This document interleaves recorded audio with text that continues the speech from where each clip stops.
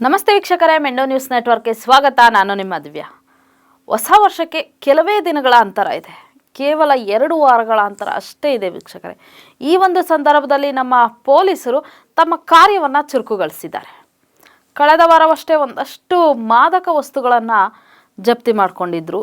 ಈ ವಾರವೂ ಕೂಡ ಸುಮಾರು 25 ಕೋಟಿ ರು ಮೌಲ್ಯದ ಮಾದಕ ವಸ್ತುಗಳನ್ನು ಜಪ್ತಿ ಮಾಡಿಕೊಂಡಿದ್ದಾರೆ ವೀಕ್ಷಕರೇ. ಇದು KR ಪುರಂ ಬಳಿ ಇರುವಂತಹ ರೋಜಿಮೇಲಿ ಹಾಗೂ ಚಿಕ್ಕಬಳ್ಳಾಪುರ ಜಿಲ್ಲೆಯ ಕಾದಿರ್ ಶಾ, ಹೀಗೆ ಇನ್ನೊಂದಷ್ಟು ಜನರನ್ನು ಸೇರಿಸಿ ಒಟ್ಟು 12 ಜನರನ್ನು ನಮ್ಮ ಪೊಲೀಸರು ಬಂಧಿಸಿದ್ದಾರೆ. 25,000 ಅಲ್ಲ, 25 ಲಕ್ಷ ಅಲ್ಲ, 25 ಕೋಟಿಯ ಮಾದಕ ವಸ್ತು ವೀಕ್ಷಕರೇ. ಈ ಒಂದು ಡ್ರಗ್ಸನ್ನು ನಮ್ಮ ರಾಜ್ಯದಲ್ಲಂತೂ ಎಲ್ಲೂ ಸಿಗಲ್ಲ, ನಮ್ಮ ರಾಜ್ಯದಲ್ಲಿ ಎಲ್ಲೂ ಬೆಳೆಯೋಲ್ಲ. ಇದೆಲ್ಲವೂ ಕೂಡ ಹೊರ ರಾಜ್ಯದವರಿಂದ ಮಾತ್ರನೇ ಸಾಧ್ಯ. ನಾವು ಇಷ್ಟು ದಿನ ಈ ಯಾವ ಒಂದು ಡ್ರಗ್ಸ್ ಪ್ರಕರಣಗಳನ್ನು ನೋಡ್ಕೊಂಡು ಬಂದಿದ್ದೀವಿ, ಅಷ್ಟೂ ಪ್ರಕರಣಗಳಲ್ಲೂ ಕೂಡ ಬರೀ ಹೊರ ರಾಜ್ಯದವರಿಂದ ಮಾತ್ರ ಇದೆಲ್ಲವೂ ಸಾಧ್ಯ ಆಗಿರೋದು. ತಮ್ಮ ಜೀವನವನ್ನು ಕಟ್ಕೊಳ್ಳೋಕ್ಕೆ ನಮ್ಮ ರಾಜ್ಯಕ್ಕೆ ಬರ್ತಾರೆ. ಆದರೆ ನಮ್ಮ ರಾಜ್ಯಕ್ಕೆ ಬಂದ ನಂತರ ಅವರು ನಮ್ಮ ರಾಜ್ಯದವರ ಜೀವನವನ್ನೇ ಹಾಳು ಮಾಡ್ತಿದ್ದಾರೆ. ಎಷ್ಟೋ ಜನ ಮಕ್ಕಳು ಹಾಳಾಗ್ತಾ ಇದ್ದಾರೆ ಈ ಒಂದು ಡ್ರಗ್ಸ್ಗಳಿಂದ. ಎಷ್ಟೋ ಜನ ತಂದೆ ತಾಯಿಗಳು ಕಣ್ಣೀರು ಹಾಕ್ತಾ ಇದ್ದಾರೆ. ಇನ್ನೊಂದು ವಿಚಾರ ಅಂದರೆ, ಇದೆಲ್ಲವೂ ಕೂಡ ಪರಪ್ಪನ ಅಗ್ರಹಾರ ಜೈಲಿಂದ ಈ ಒಂದು ದಂಧೆ ನಡೀತಾ ಇತ್ತಂತೆ.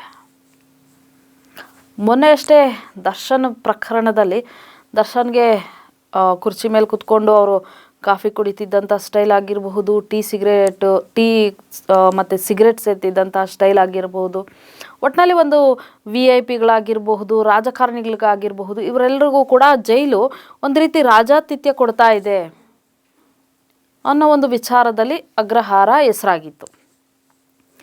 ಈಗ ಈ ಡ್ರಗ್ಸ್ ದಂಧೆಗೆ ಪರಪ್ಪನ ಅಗ್ರಹಾರ ಜೈಲಿನಿಂದನೇ ಡ್ರಗ್ಸ್ ದಂಧೆ ನಡೀತಾ ಇದೆ ಅಂತ ಮತ್ತೊಂದು ಸಾರಿ ಪರಪ್ಪನ ಅಗ್ರಹಾರದಲ್ಲಿ ಈ ಒಂದು ಪ್ರಕರಣ ನಡೀತಾ ಇದೆ. ಹಾಗಾದರೆ ಈ ಜೈಲು ಏನಾದರೂ ಇದು ಒಂದು ರೀತಿ ನೋಡಿದ್ರೆ ಇದು ಜೈಲ ಅಥವಾ ಈ VIP ಗಳು, ರಾಜಕಾರಣಿಗಳು ಅಥವಾ ಹೀಗೆ ಸೆಲೆಬ್ರಿಟೀಸು ಇವರೆಲ್ಲ ಇರ್ತಾರಲ್ವ, ಇವ್ರಿಗೇನಾದರೂ ಒಂಥರ ಸೆಕ್ಯೂರಿಟಿ ಗೆಸ್ಟ್ ಹೌಸ್ ಏನಾದರೂ ಆಗಿಬಿಟ್ಟಿದೆಯಾ ಅಂತ ಒಂದು ರೀತಿ ಹಂಗೆ ಅನಿಸುತ್ತೆ ವೀಕ್ಷಕರೇ. ದರ್ಶನ್ ವಿಚಾರವಾಗಿ ಒಂದಷ್ಟು ಜನ ಅಧಿಕಾರಿಗಳನ್ನು ಎತ್ತಂಗಡಿ ಮಾಡಿದರು. ಅದಾದ ನಂತರ ನಾವು ಪರ್ಫೆಕ್ಟ್ ಅಧಿಕಾರಿಗಳು ಅಂತ ಬಂದರು. ಬಟ್ ನಾನು ಆ ಒಂದು ಅಧಿಕಾರಿಗಳು, ಎಲ್ಲ ಅಧಿಕಾರಿಗಳ ಬಗ್ಗೆ ಮಾತಾಡ್ತಾ ಇಲ್ಲ, ಕೆಲವೊಂದು ಅಧಿಕಾರಿಗಳು ಏನಿದ್ದಾರೆ ಅವ್ರ ಬಗ್ಗೆ ಮಾತ್ರ ಮಾತಾಡ್ತಾ ಇದ್ದೀವಿ. ಅವರು ಈ ರೀತಿಯಾದಂತಹ ಒಂದು ಕೆಲಸ ಒಂದು ನಮ್ಮ ಜೈಲಲ್ಲಿ ನಡೀತಾ ಇದೆ ಅಂದರೆ ಅವ್ರ ಗಮನಕ್ಕೆ ಬಂದಿರಲ್ವ? ಹಾಗಾದರೆ ಅವ್ರ ಗಮನಕ್ಕೆ ಬರದೆ ಇದೆಲ್ಲ ನಡೀತಾ ಇದೆ ಅಂದರೆ ಮತ್ತೆ ಯಾರಿಲ್ಲಿ ಇಂಟೆಲಿಜೆಂಟ್ ಅಂತ ಅನ್ಕೋಬೋದು ನಾವು.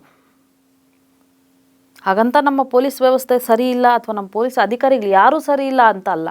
ಕೆಲವೊಂದು ಅಧಿಕಾರಿಗಳು ಯಾರೋ ಈ ರೀತಿ ಈ ಲಂಚದ ಆಸೆ ಅಂತ ನಾವೇನು ಹೇಳ್ತೀವಿ, ಆ ಒಂದು ದುಡ್ಡಿನ ಆಸೆಗೆ ಬಲಿಯಾಗಿ ಈ ರೀತಿ ಏನಾದರೂ ಸಪೋರ್ಟ್ ಮಾಡ್ತಾರಾ ಅಥವಾ ರಾಜಕಾರಣಿಗಳಿಗೆ ಏನಾದರೂ ಎದುರುಕೊಂಡು ಈ ಥರ ಎಲ್ಲ ಸಪೋರ್ಟ್ ಮಾಡ್ತಾರಾ ಅಂತ.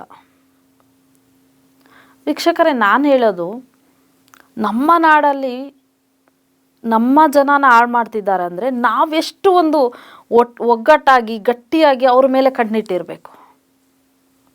ಅದನ್ನು ಬಿಟ್ಟು ನಮ್ಮ ಪೊಲೀಸ್ ಅಧಿಕಾರಿಗಳೇ, ಪೊಲೀಸ್ ವ್ಯವಸ್ಥೆನೇ ಅದು ಅವರಿಗೆ ಸಪೋರ್ಟ್ ಮಾಡ್ತಾ ಇದೆ ಅಂದರೆ ನಾವು ಯಾವ ರೀತಿ, ಈಗಾಗಲೇ ಪೊಲೀಸ್ ವ್ಯವಸ್ಥೆ ಅಂತ ಅಂದ್ರೇ ಜನರು ಬೇಸತ್ತು ಹೋಗ್ತಾ ಇದ್ದಾರೆ. ಇಂಥ ಸಂದರ್ಭದಲ್ಲಿ ಒಂದಷ್ಟು ಅಧಿಕಾರಿಗಳು ತಮ್ಮ ಒಂದು ವ್ಯವಸ್ಥೆ ಮೇಲೆ ತಮ್ಮ ಒಂದು ಗಟ್ಟಿತನವನ್ನು ರೂಪಿಸ್ಕೊಳ್ತಿದ್ದಾರೆ.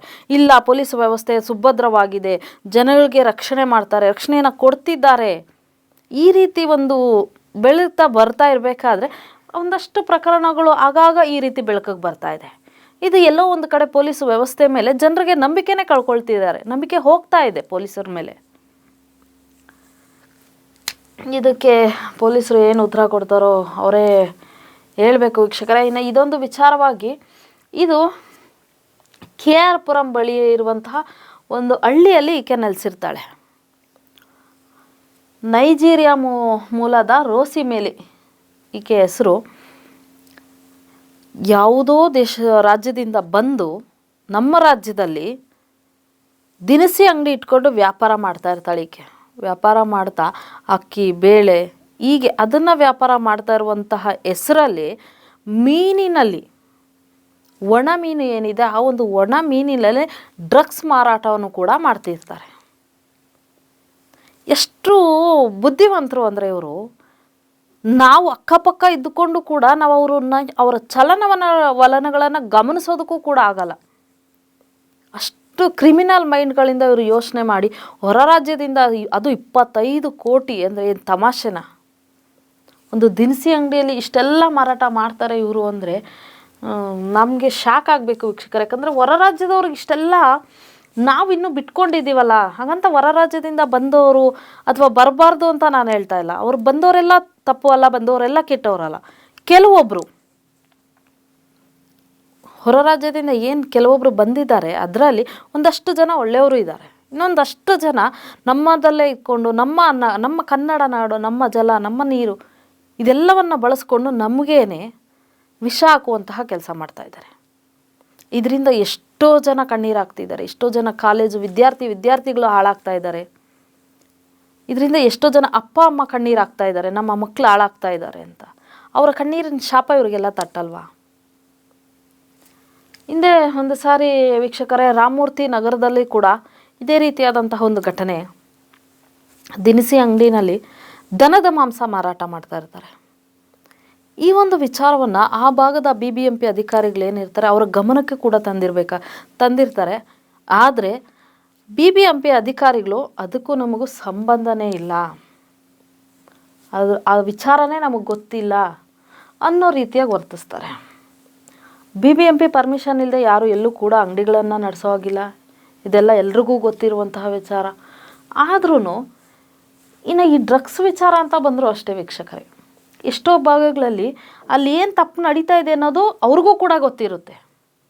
ಆದ್ರೂ ನಮಗೂ ಅದಕ್ಕೂ ಸಂಬಂಧನೇ ಇಲ್ಲ, ನಾವೇನು ನೋಡೇ ಇಲ್ಲ, ನಮಗೇನು ಕಾಣಿಸೇ ಇಲ್ಲ ಅನ್ನೋ ಥರ ಕೆಲವೊಂದು ಅಧಿಕಾರಿಗಳು ಕಣ್ಣು ಮುಚ್ಕೊಂಡು ಕೊಳ್ತಿರ್ತಾರೆ. ಈ ಭಾಗದಲ್ಲೂ BBMP ಅಧಿಕಾರಿಗಳು ಎಷ್ಟು ನೆಗ್ಲಿಜೆನ್ಸಿಯಲ್ಲಿದ್ದರು ಅನ್ನೋದು ಇದರಲ್ಲೇ ಗೊತ್ತಾಗ್ತಾ ಇದೆ ವೀಕ್ಷಕರೇ. ಇದು ಯಾಕೆ ಈ BBMP ಅಧಿಕಾರಿಗಳು ಮತ್ತು ಏನು ಕಿತ್ತು ಗುಡ್ಡೆ ಹಾಕ್ತಿರ್ತಾರೆ ಎಂಥ ಆಫೀಸ್ಗಳಲ್ಲಿ?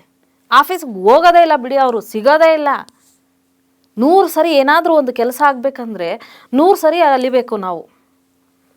ಇವತ್ತು ಹೋದರೆ ಒಂದು ರೀಸನ್ನು, ನಾಳೆ ಹೋದರೆ ಇನ್ನೊಂದು ರೀಸನ್, ನಾಳಿದ್ದು ಹೋದರೆ ಇನ್ನೊಂದು ರೀಸನ್. ಅಲ್ಲಿಗೋಗಿದ್ದಾರೆ, ಇಲ್ಲಿಗೋಗಿದ್ದಾರೆ, ಫೀಲ್ಡ್ ವರ್ಕ್ ಹೋಗಿದ್ದಾರೆ, ಮೀಟಿಂಗ್ ಹೋಗಿದ್ದಾರೆ. ಏನು ಕಿತ್ತು ಗುಡ್ಡೆ ಹಾಕಕ್ಕೆ ಮೀಟಿಂಗ್ ಹೋಗಿರ್ತಾರೆ ವೀಕ್ಷಕರೇ ಇವರು? ಈ ಥರ ಎಲ್ಲ ನಡೀತಾ ಇರುತ್ತೆ. ಇದನ್ನು ಗಮನಿಸಲ್ಲ, ಇದನ್ನು ನೋಡಲ್ಲ. ಅದನ್ನು ಬಿಟ್ಟು ಅವರು ಯಾವುದೋ ಅವರ ಒಂದು ಪರ್ಸ್ನಲ್ ಕೆಲಸಗಳಿಗೋ ಇನ್ನೊಂದಕ್ಕೋ ಹೋಗಿರ್ತಾರೆ. ಪಾಪ ಅವರು ಬ್ಯುಸಿ. ಇಷ್ಟೆಲ್ಲ ಆಗ್ತಾಯಿದ್ರು ಏನು ಮಾಡ್ತಿರ್ತಾರೋ ಅಧಿಕಾರಿಗಳು ಗೊತ್ತಿಲ್ಲ. ಇನ್ನು ಇದೇ ಒಂದು ವಿಚಾರವಾಗಿ ಪರಪ್ಪನ ಅಗ್ರಹಾರದಲ್ಲಿ 30.68 ಲಕ್ಷ ಮೌಲ್ಯದ 76.100 kg ಗಾಂಜಾ ಜಪ್ತಿಯಾಗಿದೆ. ಇನ್ನು ಮತ್ತೆ ಪೆಡ್ಲರ್ಗಳ ಇಬ್ಬರನ್ನ ಬಂಧಿಸಿ 16.5 ಲಕ್ಷ ರು ಗಾಂಜಾ ಜಪ್ತಿಯಾಗಿದೆ. ಅದಾದ ಮೇಲೆ ಆಂಧ್ರದಿಂದ ನಗರಕ್ಕೆ ಆಮದು ಆಗ್ತಿದ್ದಂತಹ 74.53 ಗಾಂಜಾ ಮತ್ತು ಒಂದು ಟ್ರಕ್ ಕಾರ್ ಕೂಡ ಜಪ್ತಿ ಮಾಡಿದ್ದಾರೆ ಪೊಲೀಸರು. ಈ ಒಂದು ವಿಚಾರದಲ್ಲಿ ಆಲ್ಮೋಸ್ಟ್ ಆಗಲೇ ಒಂದಷ್ಟು ಜನ ಕೊಲೆ ಪ್ರಕರಣದಲ್ಲೂ ಕೂಡ ಜೈಲಿಗೆ ಹೋಗಿದ್ದಾರೆ, ಶಿಕ್ಷೆ ಅನುಭವಿಸಿದ್ದಾರೆ. ಅದರ ಅನುಭವಿಸಿ ಆಚೆಗೆ ಬಂದಿದ್ದಾರೆ. ಬಂದ ನಂತರ ಈ ರೀತಿ ಡ್ರಗ್ಸ್ ಮಾರಾಟ ಮಾಡೋದು, ಈ ಕೆಲಸಗಳನ್ನ ಮಾಡಿರೋದು. ಈ ಏನು 12 ಜನ ಬಂಧಿತ ಆರೋಪಿಗಳಿದ್ದಾರೆ ಇವರು. ವೀಕ್ಷಕರೇ, ನಾನು ಹೇಳೋದಿಷ್ಟೇ, ಒಂದಷ್ಟು ಜನ ಹೊರ ರಾಜ್ಯದಿಂದ ತಮ್ಮ ಜೀವನವನ್ನು ರೂಪಿಸ್ಕೊಳ್ಳೋಕೆ ಬಂದಿರ್ತಾರೆ. ಬರೋದು ತಪ್ಪು ಅಂತಲ್ಲ, ಅವ್ರ ಜೀವನ ರೂಪಿಸ್ಕೊಳ್ಳೋಕೋ ವಿದ್ಯಾಭ್ಯಾಸಕ್ಕೋ ಏನಕ್ಕೋ ಬಂದಿರ್ತಾರೆ. ಯಾಕಂದರೆ ನಮ್ಮ ನಾಡೇ ಹಾಗೆ, ಎಲ್ಲ ಭಾಷೆಯವ್ರನ್ನ, ಎಲ್ಲ ಜನಾಂಗದವ್ರನ್ನ ಎಲ್ಲರನ್ನೂ ಗೌರವಿಸ್ತೀವಿ, ಎಲ್ಲ ರಾಜ್ಯದವ್ರನ್ನೂ ಗೌರವಿಸ್ತೀವಿ, ಎಲ್ರಿಗೂ ಸಹ ಜಾಗ ಕೊಟ್ಟಿದ್ದೀವಿ. ಆದರೆ ಅದನ್ನು ಮಿಸ್ಯೂಸ್ ಮಾಡ್ಕೊಳ್ತಾ ಇದ್ದಾರೆ ಕೆಲವೊಂದಷ್ಟು ಜನ, ಎಲ್ಲರೂ ಅಲ್ಲ, ಕೆಲವೊಂದಷ್ಟು ಜನ. ಹಾಗಾಗಿ ನಾವು ನಮ್ಮ ಅಕ್ಕಪಕ್ಕ ಏನಿದ್ದಾರೆ, ಇದು ಬರೀ ಪೊಲೀಸ್ ಇಲಾಖೆ ಅಥವಾ BBMP ಅವ್ರಿಗೆ ಮಾತ್ರ ಜವಾಬ್ದಾರಿ ಇದೆ ಅನ್ನೋದು ತಪ್ಪು ವೀಕ್ಷಕರು. ಇದರಲ್ಲಿ ನಮ್ಮ ಜವಾಬ್ದಾರಿನೂ ಕೂಡ ಇದೆ. ನಮ್ಮ ಅಕ್ಕಪಕ್ಕದಲ್ಲಿ ಈ ರೀತಿ ಹೊರ ರಾಜ್ಯದವ್ರು ಯಾರಾದರೂ ನಮಗೆ ಕಂಡುಪಟ್ಟರೆ ಅವರ ಒಂದು ಚಲನವಲನ ಹೇಗಿದೆ, ಅವರು ಏನು ಮಾಡ್ತಾ ಇದ್ದಾರೆ, ಅವರು ಯಾವೆಲ್ಲ ವ್ಯಕ್ತಿಗಳ ಜೊತೆ ಸಂಪರ್ಕವನ್ನು ಹೊಂದಿರ್ತಾರೆ, ಅದ್ರ ಬಗ್ಗೆ ಸ್ವಲ್ಪ ನಾವು ಕೂಡ ಗಮನ ಹರಿಸ್ಬೇಕಾಗುತ್ತೆ. ಯಾರೋ ಒಬ್ಬರು ಮಾಡೋ ತಪ್ಪಿಗೆ ಪ್ರತಿಯೊಬ್ಬರೂ ಕೂಡ ನಾವು ಸಂಶಯದಿಂದನೇ ನೋಡಬೇಕಾಗುತ್ತೆ. ಹಾಗಾಗಿ ನಮ್ಮ ಅಕ್ಕಪಕ್ಕ ಇರುವಂತಹ ಈ ಹೊರ ರಾಜ್ಯದವ್ರು ಏನಿದ್ದಾರೆ ಅವ್ರ ಕಡೆ ಸ್ವಲ್ಪ ನೀವು ಕೂಡ ಗಮನ ಇಡಿ.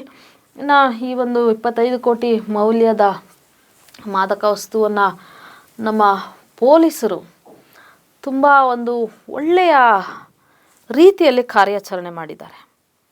ಈಗಷ್ಟೇ ಹೇಳಿದೆ, ಪೊಲೀಸ್ ವ್ಯವಸ್ಥೆ ಮೇಲೆ ಜನ ನಂಬಿಕೆ ಕಳ್ಕೊಳ್ತಿದ್ದಾರೆ ಅಂತ. ಒಂದಷ್ಟು ಪೊಲೀಸ್ ವ್ಯವಸ್ಥೆ ಆ ಥರ ಇದ್ದರೆ, ಇನ್ನೊಂದಷ್ಟು ಪೊಲೀಸ್ ವ್ಯವಸ್ಥೆ ಒಳ್ಳೆ ರೀತಿಯಲ್ಲೂ ಇದೆ. ಒಂದಷ್ಟು ಜನ ಕೆಲ ಅಧಿಕಾರಿಗಳು ಇರಬಹುದು, ಬಟ್ ಎಲ್ಲರೂ ಹಂಗೆ ಅಲ್ಲ. ಹಾಗಾಗಿ ನಮ್ಮ ಈ ಒಂದು ಪೊಲೀಸ್ ವ್ಯವಸ್ಥೆ ಏನಿದೆ, ಇನ್ಸ್ಪೆಕ್ಟರ್ ಭರತ್ ಗೌಡ ನೇತೃತ್ವದ ತಂಡ ಈ ಒಂದು ಕಾರ್ಯಾಚರಣೆಯನ್ನು ನಡೆಸಿರೋದು, ಅವರಿಗೆ ನಮ್ಮ ಕಡೆಯಿಂದ ಧನ್ಯವಾದಗಳು. ಇನ್ನು ಹೊರ ರಾಜ್ಯದವ್ರು ಏನು ಬರ್ತಾ ಇದ್ದಾರೆ ಅವ್ರ ಬಗ್ಗೆ ಏನಾದರೂ ಒಂದು ಬೇರೆ ರೀತಿಯಾದಂತಹ ಒಂದು ಕಾನೂನು ಏನಾದರೂ ತರಬಹುದಾ? ಅವರು ಈ ರೀತಿ ಯಾವುದೇ ತಪ್ಪುಗಳನ್ನು ಮಾಡದೆ ಅಥವಾ ಮಾಡಿದ್ರೆ ಒಬ್ರಿಗೆ ಯಾವುದಾದ್ರೂ ಒಂದು ಕಟ್ಟುನಿಟ್ಟಿನ ಶಿಕ್ಷೆಯನ್ನು ಕೊಟ್ಟರೆ ಮತ್ತೆ ಇನ್ನೊಬ್ಬರು ಆ ರೀತಿ ತಪ್ಪನ್ನು ಮಾಡೋಕ್ಕೋಗಲ್ಲ. ಆ ರೀತಿಯಾಗಿ ಏನಾದರೂ ಒಂದು ಶಿಕ್ಷೆಯನ್ನು ಕೊಡಿ ಮತ್ತು ನಮ್ಮ ಪೊಲೀಸು ವ್ಯವಸ್ಥೆ ಇನ್ನಷ್ಟು ಸುಭದ್ರವಾಗಲಿ, ಇನ್ನಷ್ಟು ಒಳ್ಳೆ ರೀತಿಯ ಕಾರ್ಯಾಚರಣೆಗಳನ್ನು ಮಾಡಲಿ ಅಂತ ಹೇಳ್ತಾ, ಇದಾಗಿತ್ತು ಈ ಕ್ಷಣದ ಸುದ್ದಿ. ನಿರಂತರ ಸುದ್ದಿಗಾಗಿ ನೋಡ್ತಾ ಇರಿ ಮೆಂಡು ನ್ಯೂಸ್ ನೆಟ್ವರ್ಕ್. ಮೆಂಡು ನ್ಯೂಸ್ ನೆಟ್ವರ್ಕ್, ಸತ್ಯದ ಕನ್ನಡಿ.